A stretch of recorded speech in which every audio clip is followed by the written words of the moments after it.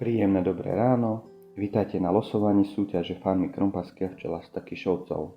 Momentálny čas je 6 hodín 35 minút a je 11.1.2026. Na začiatok by som niečo povedal k súťaži. Súťaž bola zverejnená na našich stránkach farmy Krompaskia včelasta Kišovcov 1. januára o 8 hodine. Spolu ste sa zapojili 356 krát, za čo sme vám veľmi vďační. Taktiež sme vďační aj za lajkovanie a zdieľanie. Už teraz môžem prezradiť, že keďže bol takýto veľký záujem, tak určite budeme v týchto veciach pokračovať. No a prejdeme na tohtoročné a dané vyhodnotenie. Vyhodnotíme to vďaka stránke PromoHive, ktorá automaticky vyberie 5 komentujúcich z vás. Ja sa prihlásim na túto stránku, vyberieme ktorý príspevok. Momentálne systém eviduje 352 komentárov. Je to preto, že niektorí z vás komentovali viackrát a systém automaticky nechal iba jeden komentár od každého, aby to bolo férové pri vyhodnotení. Takže načítávame komentáre, chvíľočku budeme musieť počkať.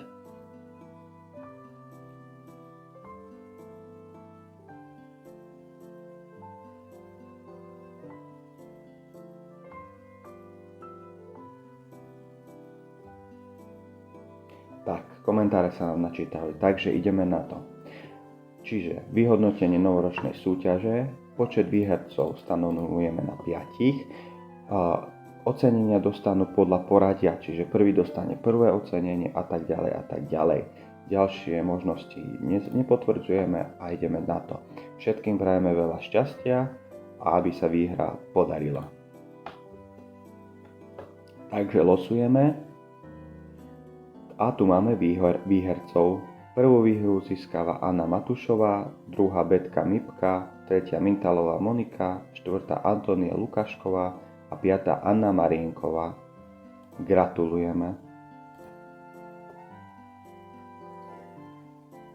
A keďže ste nás veľmi milo prekvapili vašim veľkým záujmom, rozhodli sme sa rozšíriť ešte ceny u 5 macíkov medových, 250 gramových.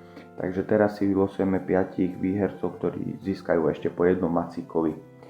Čiže 5 macíkovia, veľa šťastia. Takže macíkov pošleme Britvičke Okamovej, Janke Ježíkovej, Miriam Lešňovej, Monike Ike a Jozefovi Svrčekovi. Ďakujeme.